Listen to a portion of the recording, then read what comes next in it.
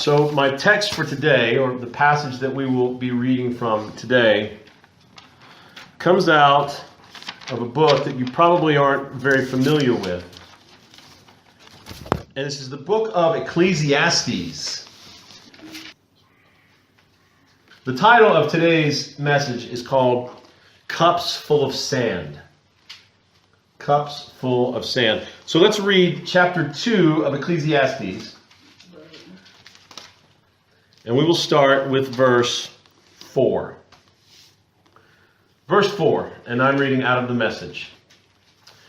Oh, I did great things, built houses, planted vineyards, designed gardens and parks, and planted a variety of fruit trees in them, made pools of water to irrigate groves of trees. I bought slaves, male and female, who had children, giving me even more slaves.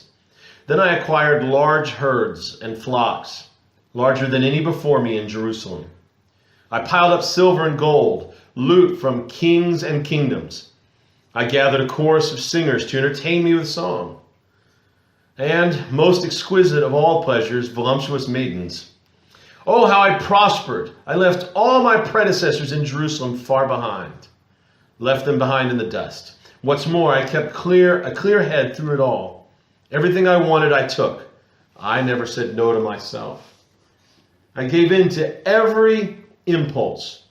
I held nothing back.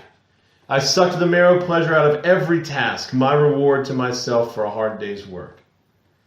Then I took a good look at everything I'd done. I looked at all the sweat and hard work. And when I looked, I saw nothing but smoke. Smoke and spitting in the wind. There was nothing to any of it. Nothing. So that's a fairly depressing chapter, a fairly depressing text that we've just read. Let's start with talking about who is actually speaking here. This is what most people believe to be Solomon, David's son. Verse 1 of chapter 1 of Ecclesiastes says, these are the words of the preacher or the teacher or the quester, David's son, king of Jerusalem. So this is, most people believe to be Solomon who is saying these things. Now, if you remember about Solomon, he is considered the wisest man ever to live because God gave him special wisdom. All right? So Solomon is who this is supposed to be. But what we find about Solomon throughout history, and you have to actually go back into the book of Kings and the book of Chronicles, First Kings and First Chronicles, to really get the story of Solomon's life. Right? So he is the son of David, and and his mother was Bathsheba. So this is who David desired to be his heir. He is the one of all David's sons, and David had a lot of sons, but only Solomon would rule. So he's given the throne. Solomon was very wise, but he's also obsessed with stuff. Solomon wanted more things, needed more things. He had what we would call a very short attention span. So I want to turn over now to 1 Kings. 1 Kings chapter 10 and verse 14. Listen to this. Solomon received 25 tons of gold in tribute every year. Now think about that. 25 tons of gold every year. All the surrounding lands gave, because Solomon's kingdom was the greatest that Israel would ever become. He ruled over everybody in the entire region of Palestine. Israel was at its height in power and prestige under Solomon. And so all these other kings are sending in this tribute. This was above and beyond the taxes and profit on trade with merchants and assorted kings and governors. King Solomon crafted 200 body-length shields of hammered gold, 7.5 pounds of gold to each shield, and 300 smaller shields about half that size, and he stored the shields in the house of the forest of Lebanon. The king built a massive throne of ivory. Listen to this. Massive throne of ivory accented with a veneer or a covering of gold. The throne had 6 steps leading up to it, its back shaped like an arch. The armrests on each side were flanked by lions. So there are lions along the steps and next to his throne. Lions, 12 of them, were placed at either end of each of the 6 steps. There was no throne like it in any of the surrounding kingdoms. Solomon's chalices and tankards are like what we would call steins. You know, we have steins today here in Germany. So his glasses and his drinking tools were made of gold. And all the dinnerware and serving utensils in the house of the forest of Lebanon, this is his home, is what his home was called, his mansion, were pure gold. Nothing was made of silver. Silver was considered common and cheap. And so Solomon's got all these things. Now look over just in chapter 11, verse 1. Solomon was obsessed with women. Pharaoh's daughter was only the first of many foreign women he loved. Moabite, Ammonite, Edomite, Sidonian, and Hittite. A lot of these are enemies of Israel. You need to understand this. And I'll tell you this. The Jews were forbidden in the law from marrying or having any relations with people who were not Israelites. This was a big, big no-no. What do we say in German? That was verboten. You're not to do this. And so Solomon has decided, well, I'm the king. I can do this if I want to. He took them from the surrounding pagan nations of which God had clearly warned Israel, you must not marry them. They'll seduce you into infatuations or desires with their gods. Solomon fell in love with them anyway, refusing to give them up. He had 700 royal wives and 300 concubines, 1,000 women in all. And they did seduce him away from God. As Solomon grew older, his wives beguiled him with their alien gods, and he became unfaithful. He didn't stay true to God his father that David had done. Solomon took up with Ashtaroth of the Sidonians, Molech, the horrible god of the Ammonites. Solomon openly defiled God. He did not follow his father David's footsteps. Listen to this. Now, the thing about Solomon is that Solomon built the first temple in Jerusalem to God. In the earlier chapters of 1 Kings, so we've read in 10 and we read in 11. If you go back to 8 and 9, it's all about him building the temple in Jerusalem for God. And he sees this and he knows that this is for God. And then listen to what happens here.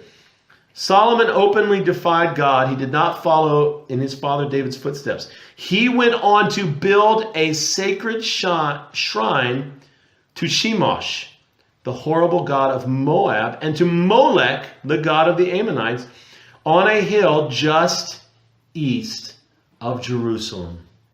The wisest man ever to live has everything, more wealth, more power than any ruler of Israel ever had, greater than his father David.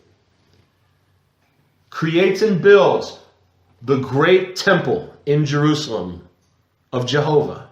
And then in his later life, just outside on the hills outside of Jerusalem, where you can clearly see the temple, he is building shrines and places of worship to the foreign gods. This is where he's gotten. Solomon was constantly striving for the next great thing. Think about it this way. Solomon needed something else, needed something more gold. He needed a bigger mansion. His mansion, which was called the house of the forest of Lebanon, as we've talked about it, was bigger than the temple that he had built to God. It needed to be bigger. Bigger mansion. A throne like no other had ever been seen before. It wasn't just a throne, but his throne had 6 steps leading up to it. 6 steps. And on each step there was a lion. So it wasn't like a step leading upstairs. These were steps with a little platform wide enough so that a lion could be placed on there. Most likely stone. So you walked up the step, took a few steps forward, went up the next step. So it was this long process of getting up there. And finally, at the top, this massive throne where only Solomon could sit that was covered in a veneer or a covering of gold. and a massive arch. And on either side of the throne were these giant lions. So he has to have a bigger throne. Chariots and horses to rival any of the armies of all of Israel's surrounding enemies, plus nations that were under their authority. The largest army, the largest cavalry, the most horses. All things, by the way, that God had said don't do. But Solomon has to have more. He needs more. He needs more. He needs more. See, as Solomon grew so wise, he discovered something. He discovered that inside of himself, there was something that was missing.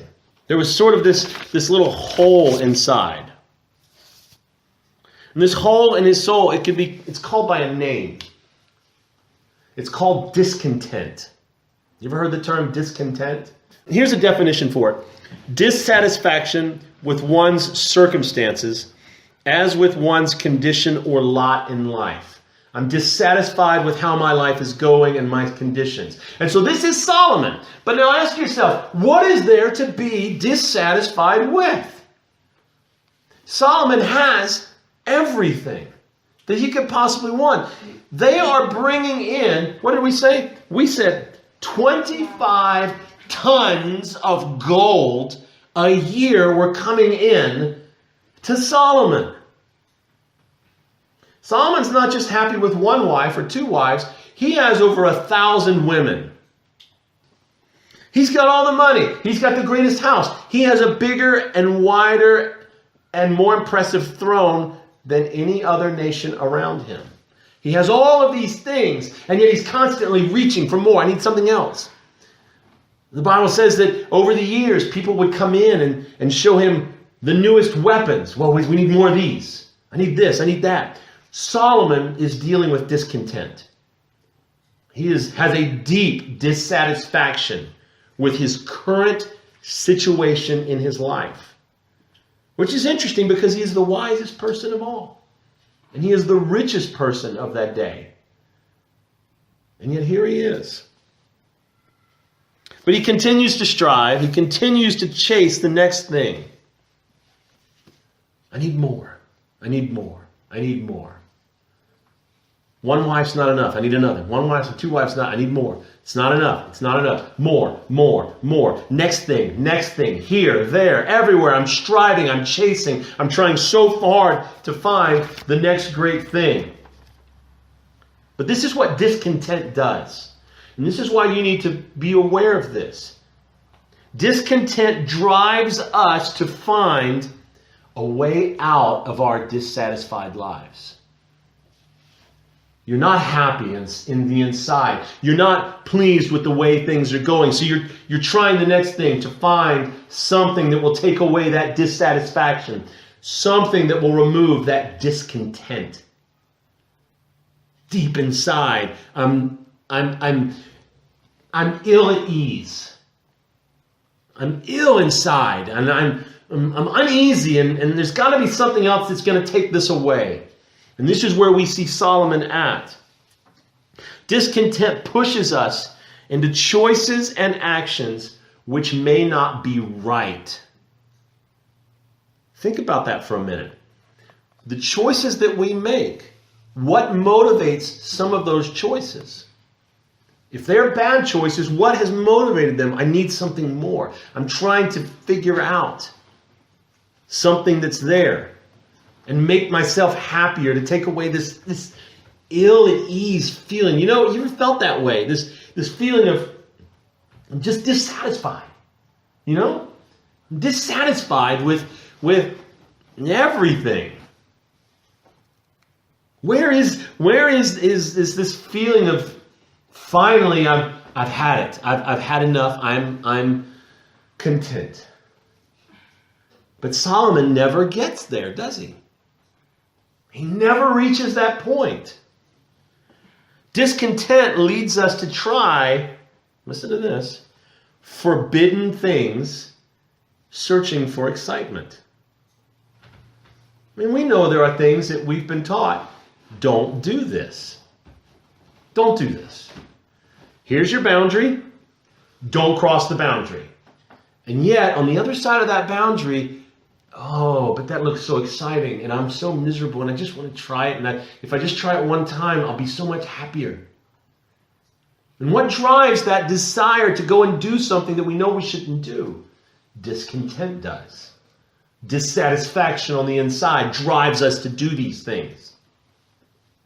Dissatisfaction drives us to crave new things, spending more and more money in a quest for happiness.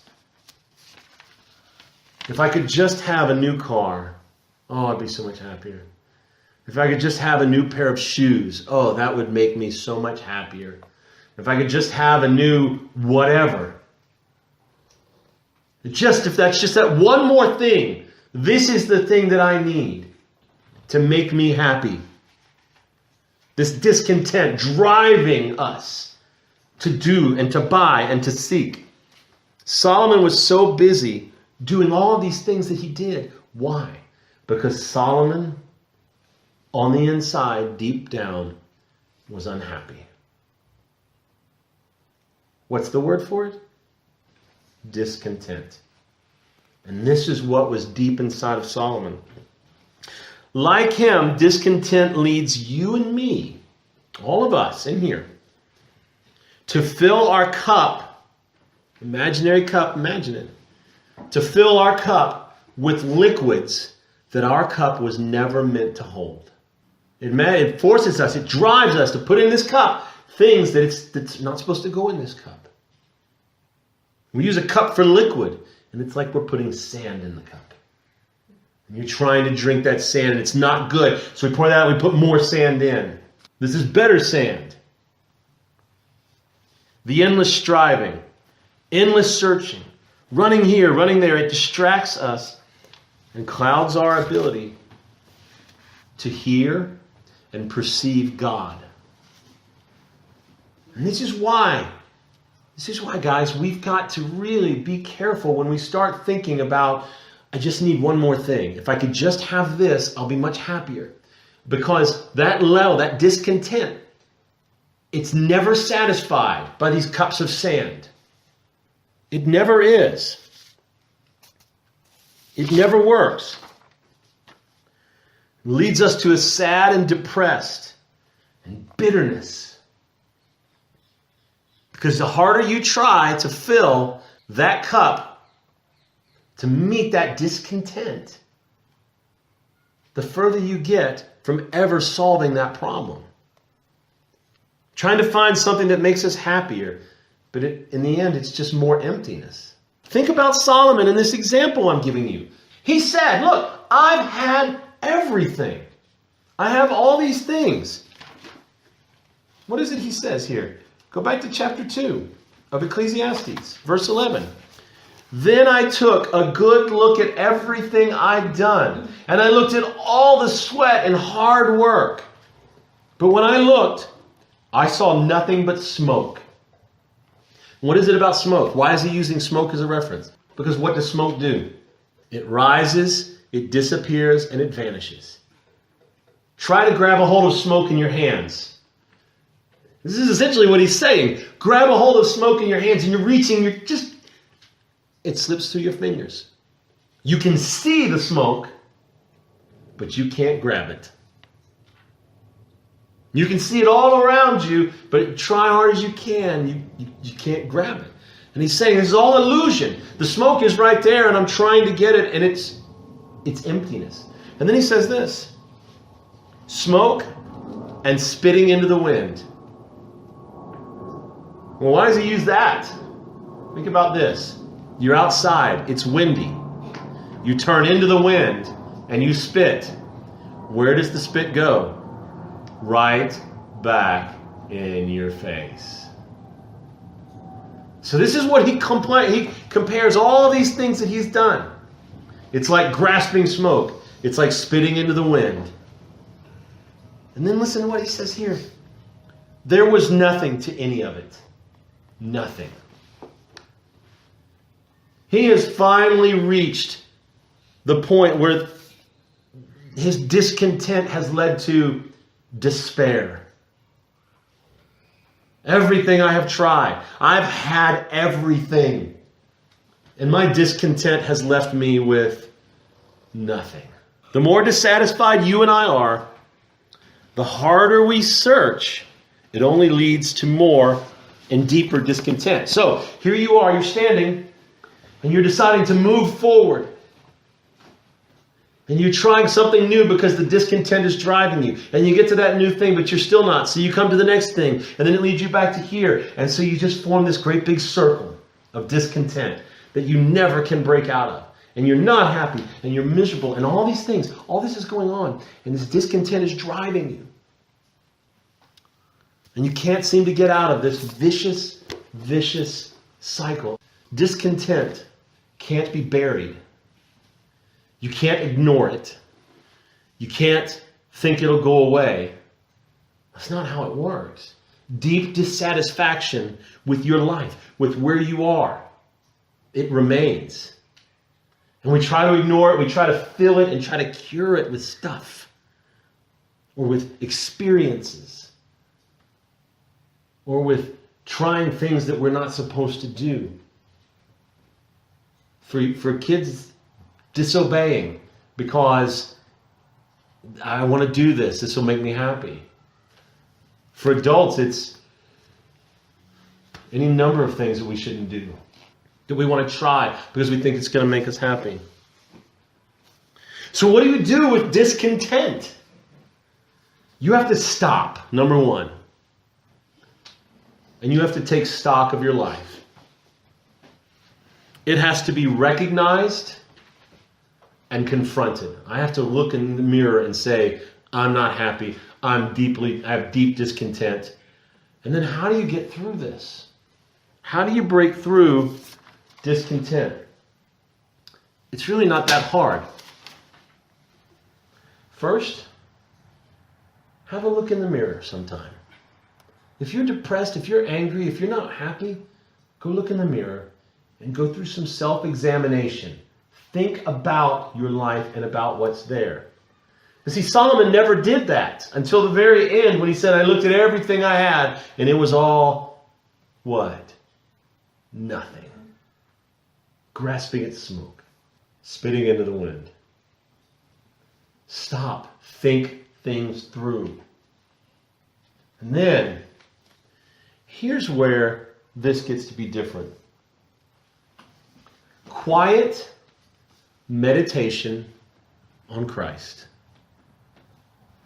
Discontent cannot last and it cannot stand when you sit quietly and you simply think on Christ. That doesn't mean trying to decide, okay, how should I pray? What should I say to God right now? No. That's trying to be really active. Trying to find your way to Jesus. You don't have to do that. You already are a part of God's family. He's already with you. So stop, be quiet, and think on Christ. Just think. Think about Him. And this is kind of what we would call meditating on Christ, just thinking of Him, imagining that He's sitting right here with you, enjoying His presence, contemplating on Christ, thinking on Christ. And what this does, it quietens down your soul. It takes the discontent inside and it quietens it. And it replaces it with something. It replaces it with a really novel concept, peace. Stopping, being quiet, self-examination, and thinking on Jesus brings peace to your soul. Listen to what Jesus said. Are you tired, worn out? Come to me. Get away with me, and I'll show you how to recover your life. I'll show you how to take a real rest. Walk with me and work with me. Listen to what he says here. Watch how I do it. Learn the unforced rhythms of grace. Think about that for a moment. The unforced rhythms of grace. Because grace and peace from Christ doesn't mean you have to force your way into it. You don't chase it down. It's there for you. It's waiting for you. It takes that discontent, I'm not happy, I'm dissatisfied with how things are, and it replaces it with peace. So I want to read you this again. With this in mind, listen to what Solomon said. Then I took a good look at everything I'd done, looked at all the sweat and hard work. But when I looked, I saw nothing but smoke. Smoke and spitting into the wind. There was nothing to any of it. Nothing. This is what Solomon said. But compare that to what his father David said in the 23rd Psalm. The Lord is my shepherd. I shall not want. He makes me to lie down in green pastures. He leads me beside still waters. He restores my soul. He leads me to the paths of righteousness for his name's sake. And even when I walk through the valley of the shadow of death, I will fear no evil. Your rod and your staff, they comfort me. You prepare a table before me in the presence of my enemies. You anoint my head with oil. And then what does he say? My cup overflows. Surely goodness and mercy will follow me all the days of my life, and I will dwell in the house of the Lord forever. These are the words of David. You compare that with Solomon and his deep discontent. Everything is failure. It's all smoke. It's not worth anything. And David saying, my cup, it's overflowing. It's overflowing with what I need. There's so much coming into my cup right now, I can't even take it. It's amazing. And Solomon, with his cup full of sand, it's all useless. It's nothing. So here's what I want you to do today. I want you to stop striving. Stop trying to fill the parts of your insides that are not happy with stuff and actions and activities and everything else. If you're not happy, striving harder, trying to get more stuff, more toys, more things, more games, more computers, more cars, more whatever, it's never going to meet that deep discontent. What you need to do is you need to take that cup of sand and you need to pour it out. And you need to go like David and say, the Lord is my shepherd. I shall not want. Everything is terrible. It's all worth nothing. It's smoke. Versus, he makes me lie down in green pastures. And he leads me beside still waters. And he restores my soul. It's all smoke and spitting in the wind. He restores my soul. It was worth nothing. Or, my cup overflows. So when you're discontented, when you're dissatisfied, run to Jesus. Sit with him. Be quiet. Let him be your shepherd. Let him restore your soul. Pour out your cups of sand. And so we start that today by coming to the Lord's table. This is our time when we come to the table of the Lord and we say, Lord, restore my soul.